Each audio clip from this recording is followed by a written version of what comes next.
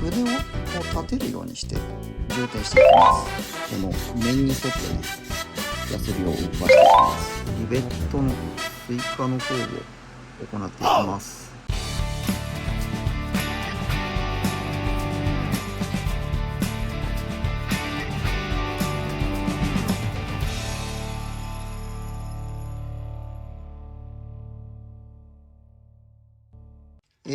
接着剤の方がもう乾きましたので、とりあえずね、一旦この合わせ面をね、簡単に処理をして、でこの上からね、ラッカーパテを乗っけていきたいと思います。結構ね、この丸みを帯びてるところって、平面研ぎをねずっとこう繰り返してると、この部分がねこう真っ平らに削れてきちゃうので、こういう時はね、この円に沿って描くようにして削っていきます。今これ400番使ってるんですけど、ちょっと様子を見ながらね削っていきましょう。裏側もやっぱり同じようにこの円を描くようにというか、後ろもね同じように R になってますので、この面に合わせてね真っ平らに研いでしまわないように、この表面に沿ってヤスリを動かしていきます。で誤ってね、こういうモールドとかがね万が一削れてしまっても後でね復元できますので、とりあえず今はこの線を消すことだけに意識を集中しましょう。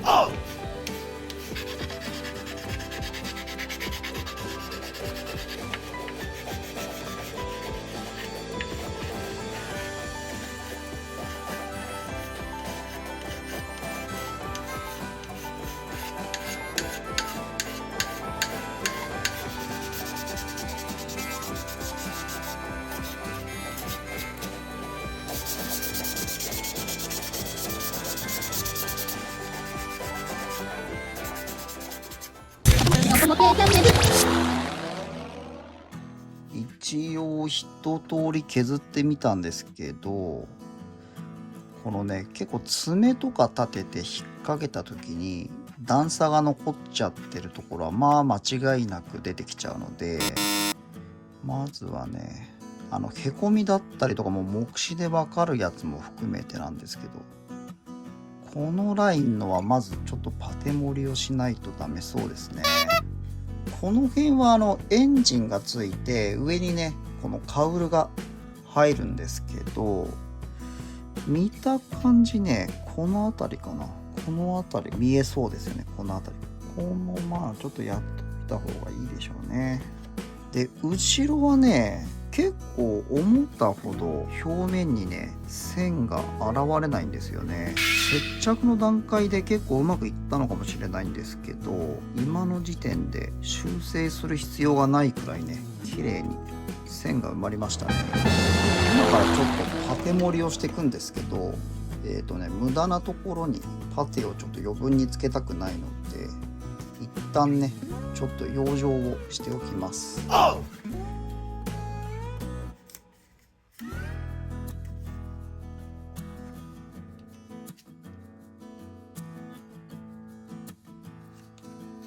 一回ねラッカー系の溶剤でこのパテを盛る位置をね脱脂をしておきます。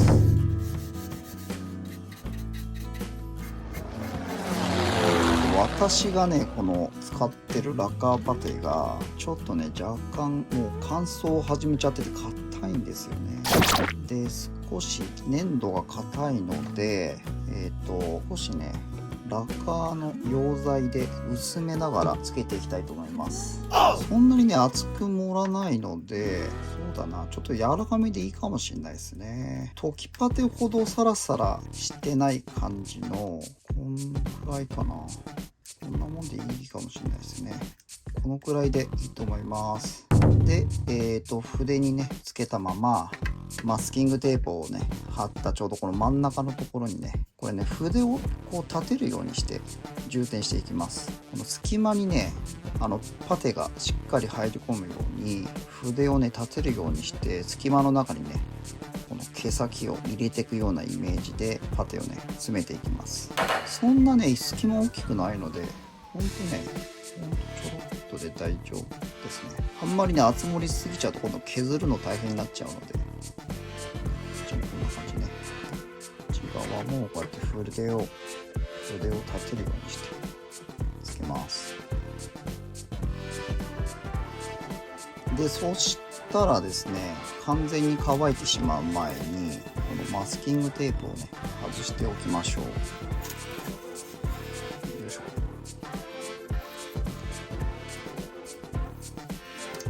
こんな具合で今ちょうどねこの線が出てきそうなところをねパテで充填してます。これラッ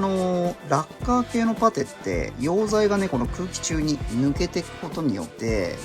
固まってくるんですけど、揮発してこのパテ自体のね溶石が小さくなるので、今はちょっと漏れてるように見えてるんですけど、うっすらこう線がね出てきちゃったりとかするので、そしたらねまたね再度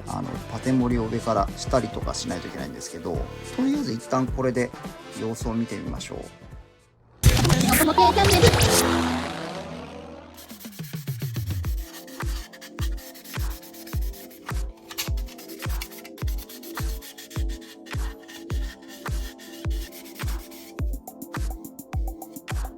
これ翼のですねこの正面の方にもこの合わせ面がやっぱり残っちゃってるんですよね。前のこっち側はあれか、こっち側はここですね、ここに残ってて、でもう一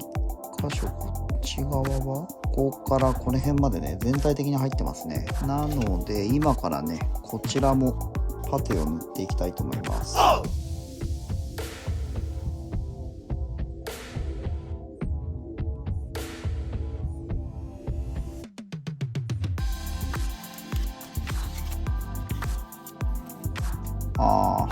もうねちょっと乾かしただけでこの辺りねうっすらもう出てきちゃってるんですよね。こっちもね同じく出てきてますね。でこれちょっと一旦もう少し乾いてからね上塗りをしていきたいと思います。ちょっとね厚盛り塗った方がいいかもしれないですね。こっちはもう結構根元から出始めてますね。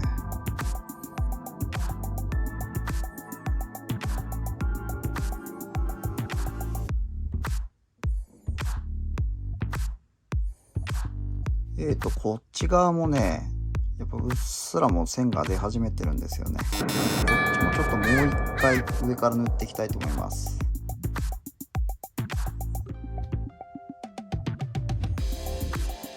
はい、じゃあねちょっともう一回これで様子を見てみましょう。でこのパテを塗った後は溶剤がどんどん抜けてっているので、少なくともまあ 2,3 日は置いといた方がいいですね。で一瞬ね乾いたかなって思ってても成形をしていくうちにねまた表面にこう浮かび上がってきちゃったりとかするんですよね。パテ乾くの待てないよって方はこちらのね黒い瞬間接着剤っていうのがあって、これがね合わせ面を埋めるのに結構瞬時にできるんですけど、まずはねこれちょっと紙の板なんですけどこの黒い接着剤を出しておいて、で例えばねさっきやったみたいにこの表面にこう塗っていくじゃないですか。こうやって塗っていきますよね。ちょっと汚らしくなっちゃいますけど、こんな感じで、表面にねこうやって塗っていきますよね。でこのマスキングテープをね綺麗に剥がすと、でこれねずっと置いとくと固まってっちゃうので結構早いタイミングでやった方がいいですね。でその上からね、こちらの瞬間硬化スプレーをとこう吹きつけます。そうするとねもうこの表面結構ガッチガチに固まってるんですよ。でこれに関してはね引けがほとんどないので、もうねこれで成形が終わったらそのまま、塗装の方に移れると思います。今回はね王道で一応このラッカーパテを使ってね合わせ面の、処理をしましたけど、先ほどみたいにね時間が待てない方は黒い接着剤を使ってもいいと思います。しっかりパテの方が乾きましたので研ぎ出しの方を行います。でちょっと粉だらけになっちゃうのでね、一旦コックピットの方をマスキングして養生しておきました。またここはね円を描くようにこの面に沿ってねヤスリを動かしていきます。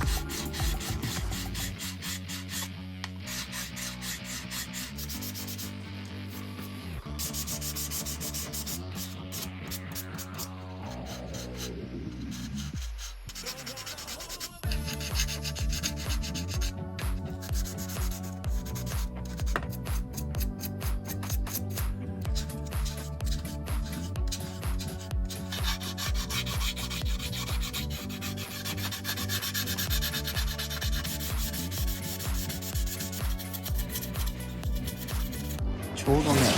このパネルがね、今ヤスリがけしてる時にね、一緒に消失をしてしまったので、これからね、また復元をさせていきたいと思います。で、使うのは、こちらのね、タミヤの湾曲テープの真ん中にね、ちょっと刻みを入れて、ちょうどこのパネルの形に合わせて切り取っています。で、この上からね、パテを持っていくんですけど、もう一回ね、ラッカーパテを程よい量を取っておいて、でまたラッカーパテでね溶いていくんですけど、ちょっと入れすぎたかな。ちょうどいい粘度までねラッカーパテで溶かしていきます。もう少しかな。だんだんいい感じになってきたな。ちょうどこうなんていうんですか、クリームシチュー的な感じの粘土ですかね。ちょうどこのパネルを消失してるあたりのところを中心にパテをこう叩くようにして上から持ってきます。上もねちょっとなくなっちゃってるんですよね。上もこうやってパテを持ってきます。でちょっとね厚盛りする感じでやった方がいいですね。でですね、で完全にね乾いてしまう前にこのパテをねこう上からマスキングテープを引きちぎるようにして外していきます。上側の部分もね垂直にこうマスキングを引きちぎるようにして取っていきます。でどうでしょうかね。一応それっぽく復元はされましたね。後でまたね乾いた時にこの両サイド少し削って綺麗に直していきます。パネルのね修正作業のこのパテが乾きましたので、ちょっとね今ね表面を慣らしていきたいと思います。ここのところだけね段差ができてるんですよね。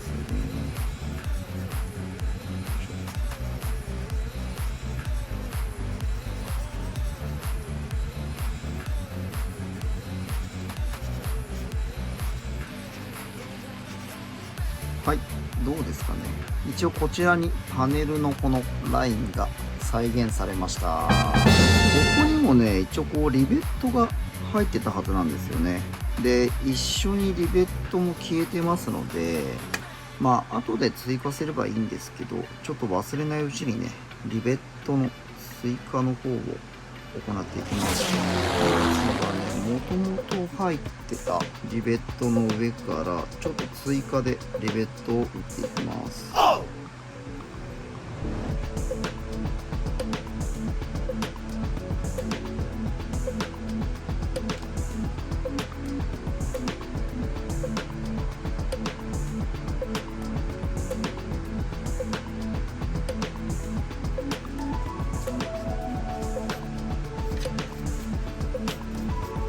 どうですかね。こんな感じですね。こっちもリベットの方が復活しました。一旦ね主翼の方をつけてみたんですけど、いやーこのシルエットやっぱりかっこいいですね。なんかぐっとねこの主翼と合体した瞬間に完成のこのイメージがだいぶ湧いてきますよね。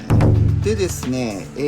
次回はですねこの省略されているねこのパネルのこのラインを入れたりとかね、あとはそれぞれこの各部のところにリベットを打ったりとかね、そういった作業の方を行っていきたいと思います。ご視聴いただきありがとうございます。このチャンネルでは私が作りたいと思うプラモデルの制作過程を配信しています。何かリクエストがあればお気軽にコメントをしてください。Twitter や Instagram もございますので、そちらのフォローもよろしくお願いいたします。気に入っていただけましたらいいねボタン、そしてチャンネル登録をお願いします。また次の動画でお会いしましょう。バイバーイ。